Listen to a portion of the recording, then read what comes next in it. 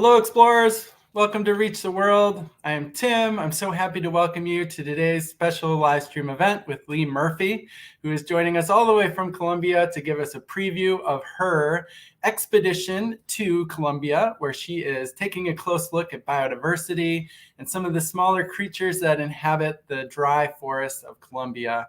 And I don't want to give too much away, but I'm very, very excited that you're here. I'm excited to welcome Lee, and I'm going to bring Lee onto camera without further ado. Hey, Lee.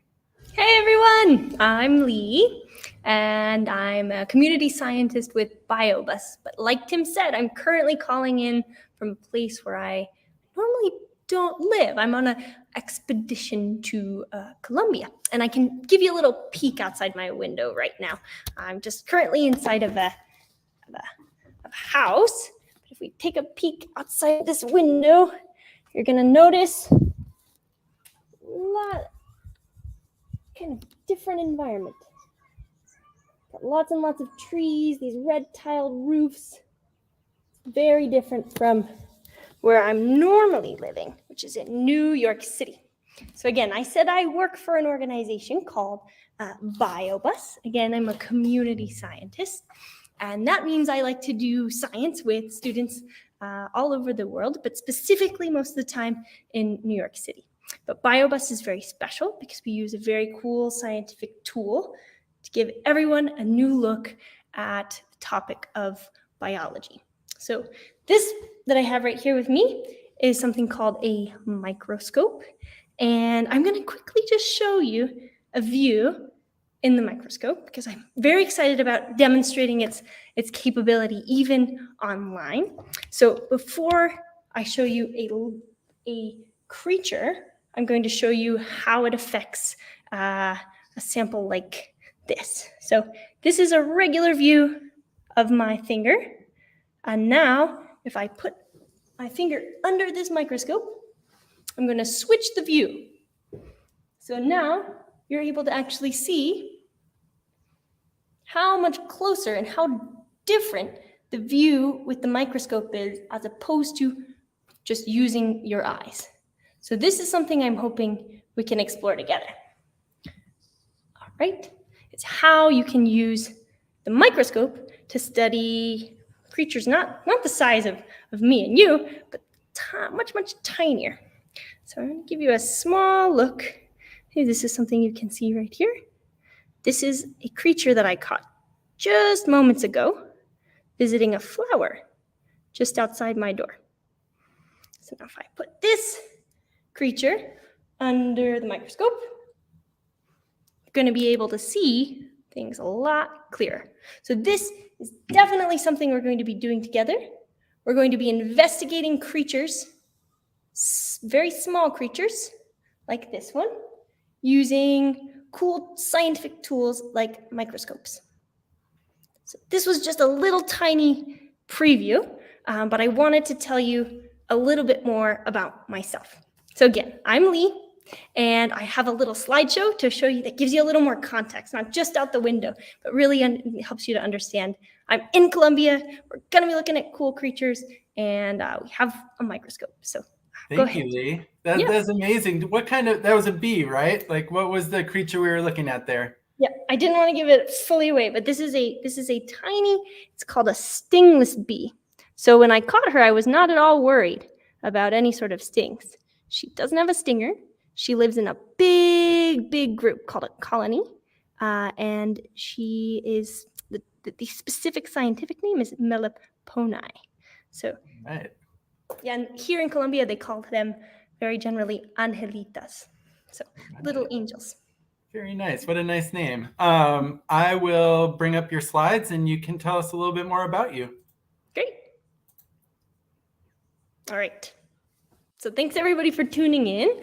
I am here to talk about my expedition here in Colombia. As you can see, I really enjoy, as you've already noticed, getting up close and personal with bugs, or more specifically, you can call them insects. And you'll see in these photos, one is a small creature I found very, very high up in the mountains, and the other is one I found down at the basin of a river. So I like to call them creatures because I think it's fun to explore them together. I don't always want to give you the answer when we're investigating one of the specimens or the creatures that I've found, because part of the job of a scientist, especially one who studies insects, is to examine them very closely and begin to understand more about them through close observation. So that's something I want us to practice together. So we can jump right into the slide if you want to. The next slide. So Tim told me I should tell you a little bit about myself and why I'm so excited about bugs and insects and why I'm in Colombia today. So I actually grew up in the Western United States. Primarily, I was born in Colorado, then I moved to Montana and Idaho, Washington, and my family. We love to be outside, but I didn't really pay attention too much to the tiny creatures, right? I was more interested in like the fish that you're seeing, or the grizzly bears, or the moose that are all over the Rocky Mountains in the western part of the United States. So when I went to college, I was really excited about animals. I was thinking about, what could I study? What could I really jump into and get excited about? And in school, I fell in love with bees. So I didn't expect to, but this was a creature that I really only began to learn about when I got to university. So I went to college, I got a degree in biology, and today I get to do my dream job, which is to work with students all over, specifically New York City and now the world, to get them excited about not just the creatures that maybe they have been familiar with their whole life, dogs, cats, rats, if you're living in New York City, but also sort of the creatures that we sometimes forget and are very, very important. So those I like to call, again, bugs, insects. That's something that I focus on.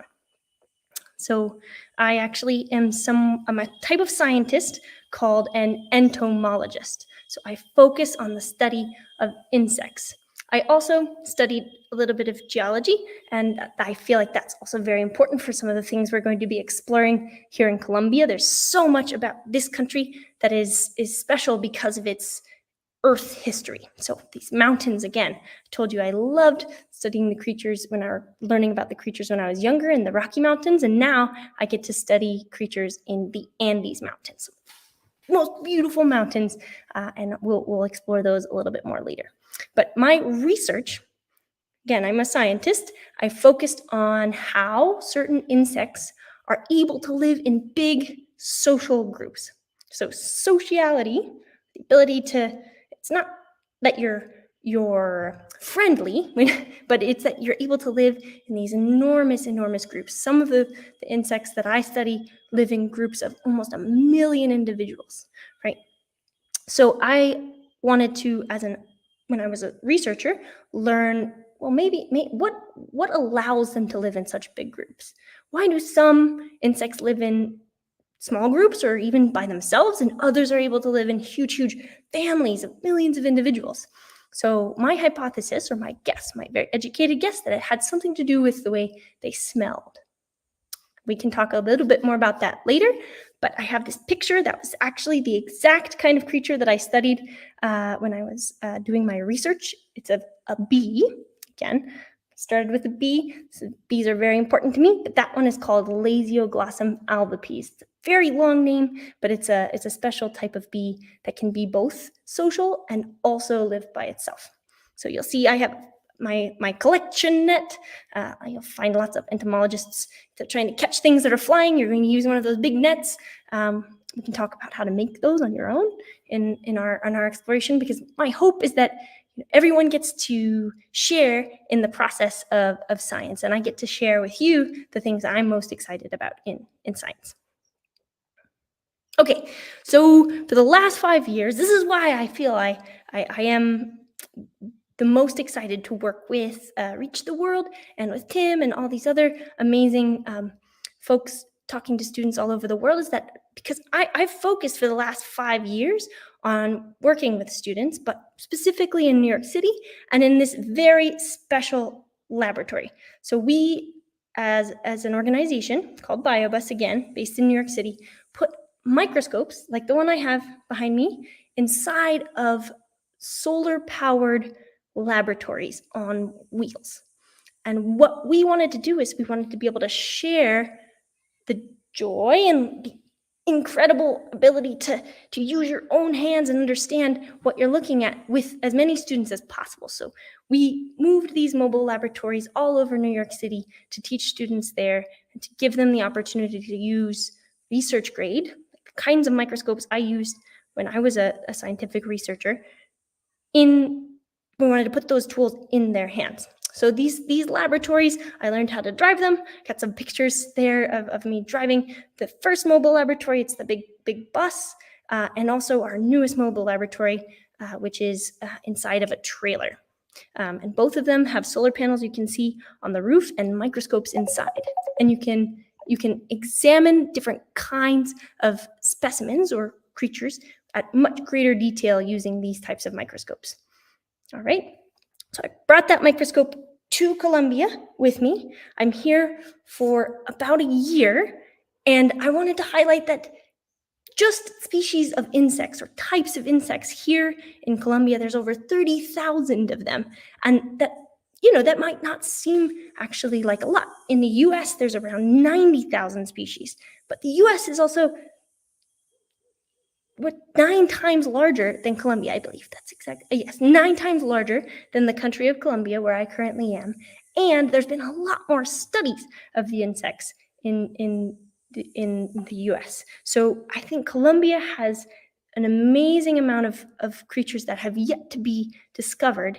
And I think scientists estimate that almost for every one insect that we know about, there's 4 others that we haven't yet discovered. And most of those insects are going to be found in a tropical ecosystem. So that's something I'm really excited to talk to all of you about, is how scientists can get more people excited about learning about these creatures that are so important, but that we know so little about. So that is one thing that I'm very excited to work with you all about. Again, if you can see on this little tiny globe, I used to live in North America, and currently I took an airplane all the way down to South America, and I'm in a very new environment. So this is something I'm excited to share with you all.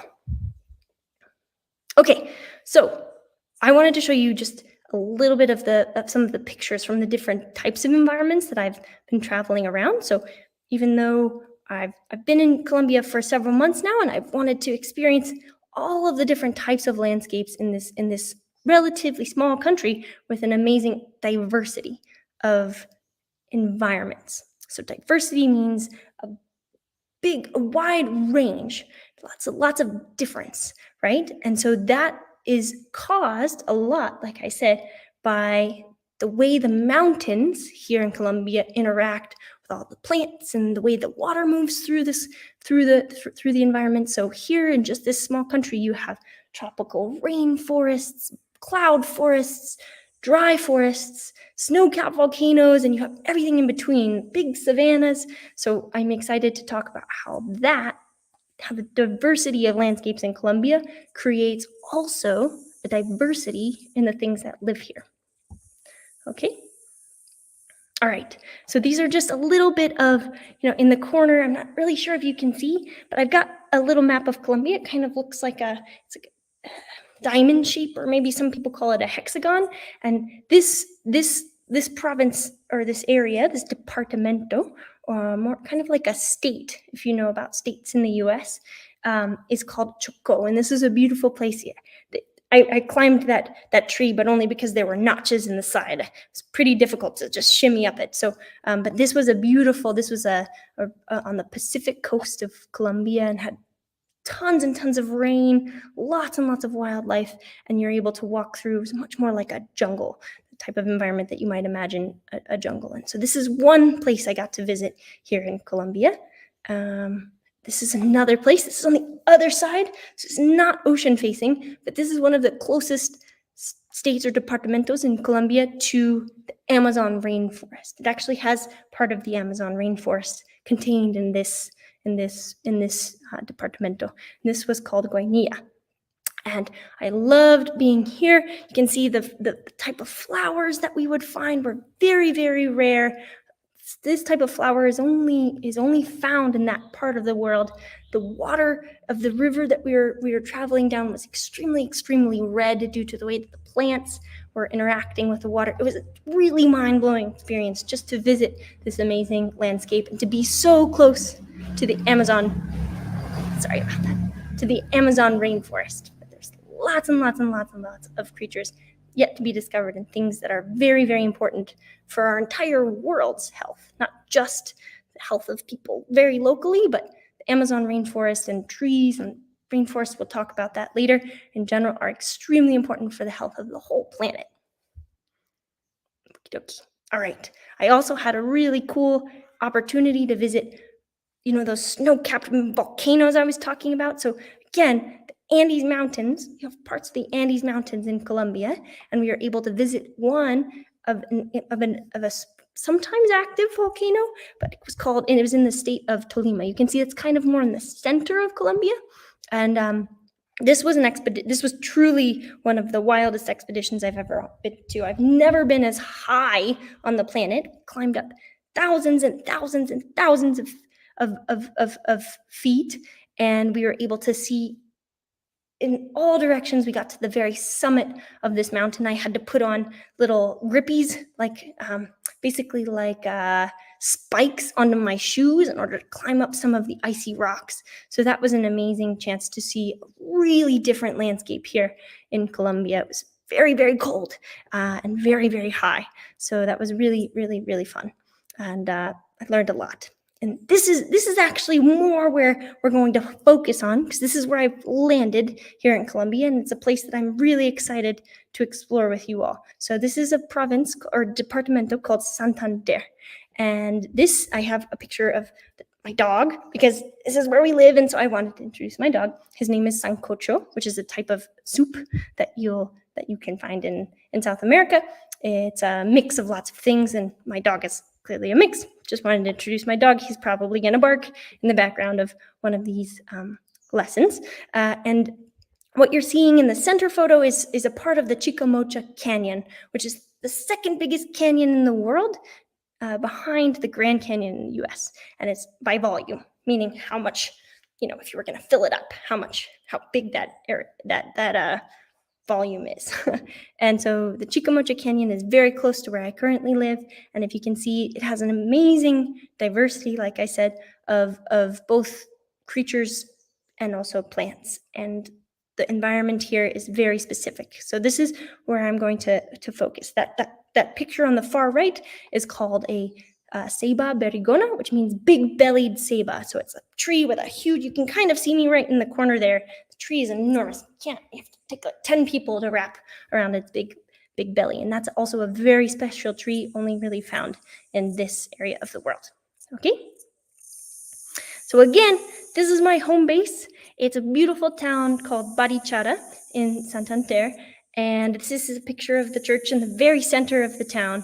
I love to mention that this town has become a little bit extra famous because recently a Disney movie, a team of people who were working on a Disney movie called Encanto had come here to Colombia, visited this town, and that was part of the inspiration for that Disney movie. So it's a really beautiful place with incredible people and things that I've been so excited to explore. And I'm really excited also to talk about some of the things that I've learned, not just about the bugs, but also about the people and about the culture here in Barichara. Again, just want to reiterate, we're going to be focusing on a tropical dry forest ecosystem. Something I really love about this area is this very special kind of building material that I've learned about because my partner is an architect. So building buildings here is incredibly special, and that's something we can talk about as well. But it's made with the earth here. It's a technique called tapia pisada, and it's basically rammed earth. So you can kind of see that in the photos here, but that really affects, it's an amazing building technique that every day I get to benefit from because I'm living inside of these beautiful buildings. So again, we're in a tropical dry forest ecosystem and in the town of Barichara. Lots of beautiful creatures. The houses are very open here because of the climate. And we are able to see creatures inside of the house quite frequently. You'll see that's a picture of me holding a giant nest that we found nearby our home, and a bee visiting a flower on the inside of our courtyard. And if you'll see on the bottom left, those are drying tobacco leaves. So part of the reason why these houses are built the way they are is that this area was is a highly agricultural area. So that means lots of people in this area farm, and one of the main things that they farm is tobacco. And that's something this area is very famous for. Coffee, a little bit as well, and some other things that we'll talk about. But farming in this area is something that will affect the types of creatures that we're going to really dig into. So that's something I just wanted to note as we're introducing this expedition. But there's lots of things you have to consider when you want to think about tiny insects, and farming is a really, really big one. Okay, so again, this is, like I said, in my very own home. I'm visited here by many more creatures than I ever was in New York City. You know, every once in a while in New York City, maybe a cockroach would skitter around my floor, but here I'm able to see butterflies flying around as I'm working sometimes on my computer, or working with students like you. A praying mantis landed on my head one time and wanted to stick around, sat on my computer screen, and a lot of the time, you know, I've worked with some local folks who wanted to start a collection of insects. So that is an image from the collection of Adiana, very close by. But there's lots and lots of living things to be found, lots of living things to study, and I'm very excited to share. These are two pictures we can talk about, but I basically wanted to end here.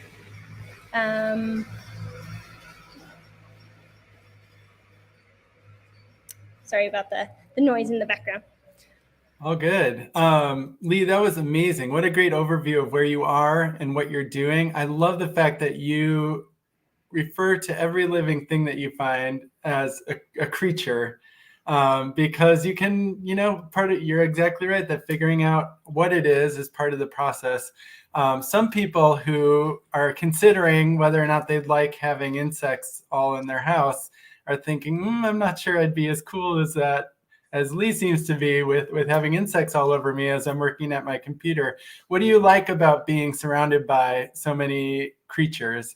Well, one thing that I really like, Tim, is that, even though I said there's not that many living creatures in New York City, that isn't exactly true. Everywhere you look, you'll find these, especially insects, sort of have made their lives, and they're very well adapted to various environments. That's why we have so many types of insects.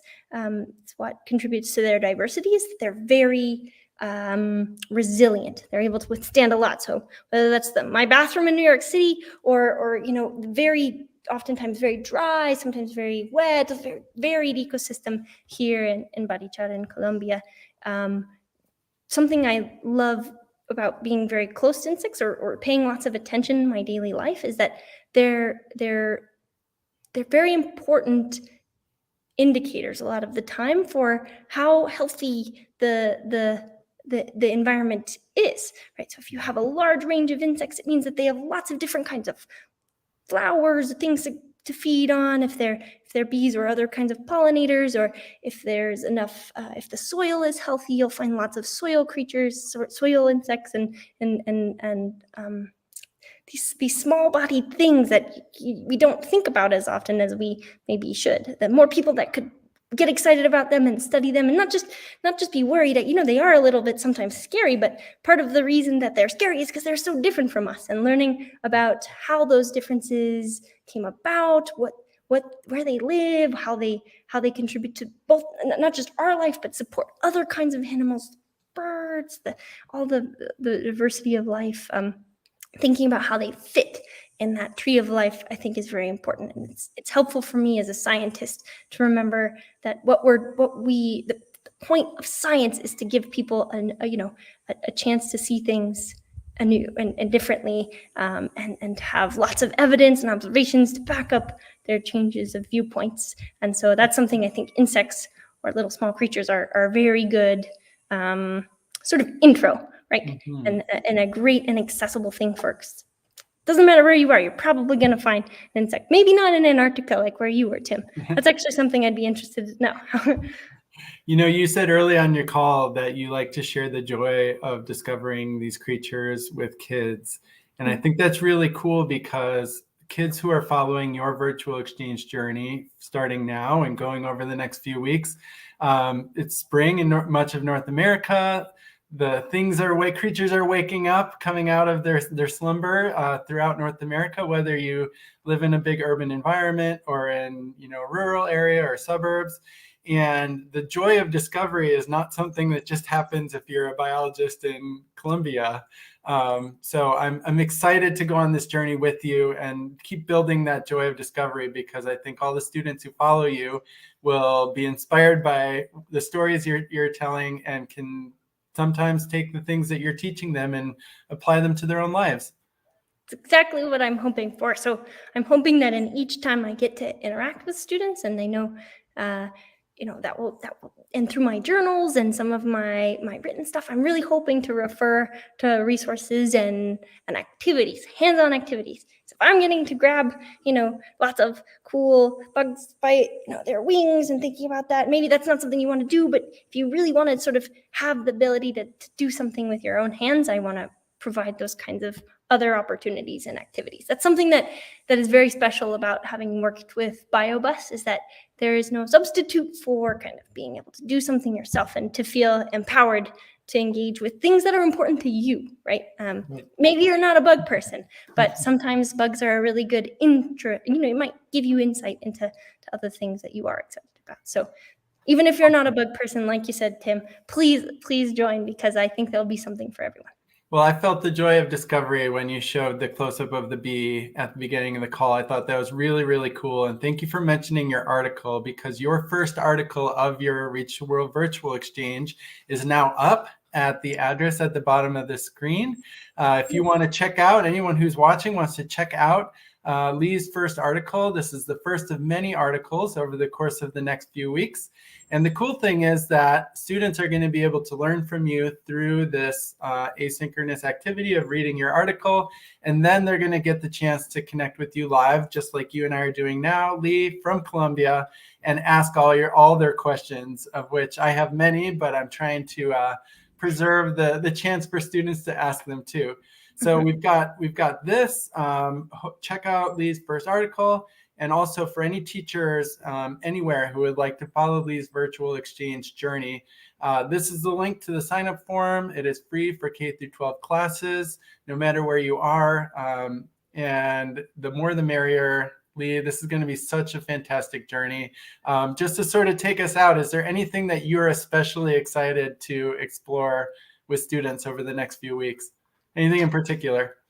Well, I think we should run back to this microscope view before we sign out, because I think the thing that's going to make me the most excited is getting to hear students' interests. And I want them to help me drive the things we're discovering and how we're discovering them. So one thing I'm extremely excited about is live observations. So maybe we can just even give it a go, you and I, Tim. Yeah. I know that you're not in fifth grade, so you're not as excited as a fifth grader or other ages of students, but I bet you can be as excited. Whoa, look at that. Check it out.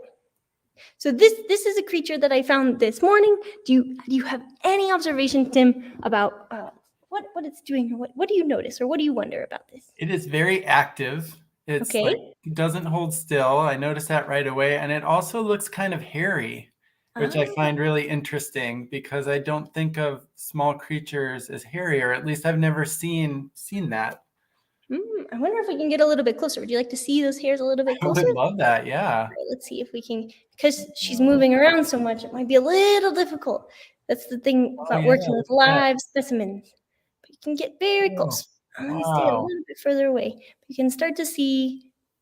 Oh, do you notice? I love the way you talked about the hairiness. I'm wondering if you have any insights. What might be the usefulness for a small? It's not really that cold where I am. It's in fact almost always shorts weather. So why do you think? What is the purpose of those hairs? Ooh, I honestly do not have a good guess. at this point. I would have guessed. I'm glad you started with the idea that it's not that cold, because for the most part, I think of creatures who have hair or fur as that's a way of keeping them warm. But no, I don't have any guesses beyond that. Okay, so maybe this is a mystery we'll have to solve when we come back with some of the students. But those hairs are very important for the function, or one of the ways that this bee is able to gather food. Ah, okay. So All right, that's a good clue. Mm-hmm. How neat. You know, like this is just to me an example of some creature that I might sort of take for granted in my everyday life. And when you get a chance to look at it a little bit closer, you think about it in a different way. And it makes you sort of think about all the other small creatures around the world, in Colombia and Chicago, where I live, in New York, where you're from. Like, what other creatures can we discover? I'm very, very excited to go on this journey with you, Lee. Thank you so much for joining us from Colombia today. I'm excited to connect with you much more in the next few weeks. And classrooms, teachers, students, join us on this journey. We're excited to explore Colombia and the biodiversity there together. Thanks, Lee. Thank you so much, Tim.